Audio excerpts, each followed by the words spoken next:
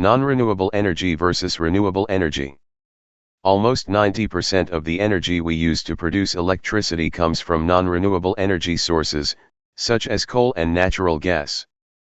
Non-renewable energy sources are those that are limited in supply.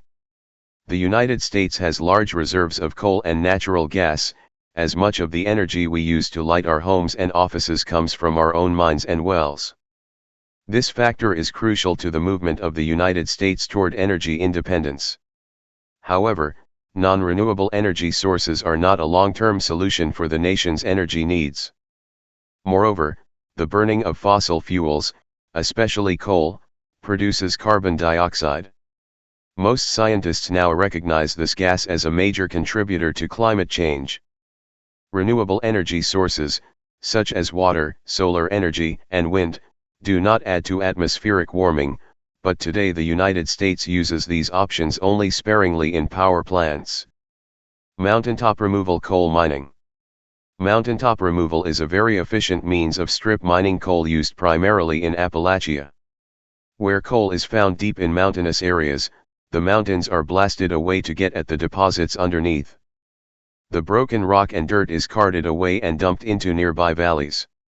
Then huge machines scoop out the coal. Diagram steps. 1. A forested mountain has coal inside it. 2. The forest is cut down.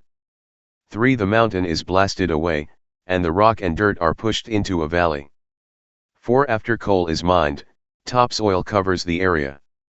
Vegetation is planted on top. Energy production and consumption. For most of the last few decades, U.S. energy consumption has trended upward as shown in the graph below. So has energy production, although its upward trend has not kept pace with that of consumption. For the time being, the United States has adequate supplies of coal and natural gas but largely must import oil, the fossil fuel we use most. An overwhelming amount of the oil consumed is used for transportation in cars, airplanes, trains, and trucks. Moving tar sands. The United States uses about 20 million barrels of oil each day. Much of this oil is supplied by countries overseas. However, an enormous supply of oil exists in Canada, in the form of tar sands. Tar sands are sandy goo that is part petroleum and part gritty sediment. Plans are in place to build a new 1,700-mile-long pipeline to bring the tar sands from Alberta, Canada, to Texas. Some people view the presence of a massive oil supply in a friendly neighboring country as good news. Others worry about the proposed path of the pipeline across the Ogallala Aquifer, a huge groundwater source that provides water to millions of people for drinking and farming. They worry that a leak in the pipeline would pollute the aquifer. However, pipeline supporters state that there are safeguards that make such leaks unlikely. To drill or not to drill? The United States uses a tremendous amount of imported oil. As a result, oil companies are always on the lookout for new domestic supplies. An untapped domestic oil supply sits on the Arctic slope of Alaska, beneath the Arctic National Wildlife Refuge. Many people think this supply of oil should be used to help meet the growing energy needs of the United States. Others believe that drilling in ANWR is an environmental risk. The table presents some of the main arguments on both sides of the issue. 4. Black circle. It would decrease dependence on foreign oil. Black circle. It would create some new jobs. Only a small part of the refuge would be affected. It would create revenues for state and federal governments. It would provide oil to meet the increasing energy needs of the United States. Against. It would disturb a sensitive environment. It would not produce enough oil to be worth the risk. It is unlikely to lower oil prices. It does not address the real problem, which is excessively high consumption levels. A majority of Americans oppose it. Hydroelectric power. Hydroelectric dams provide most of the renewable energy used in the United States today. As with any energy source, debate exists over the use of hydropower.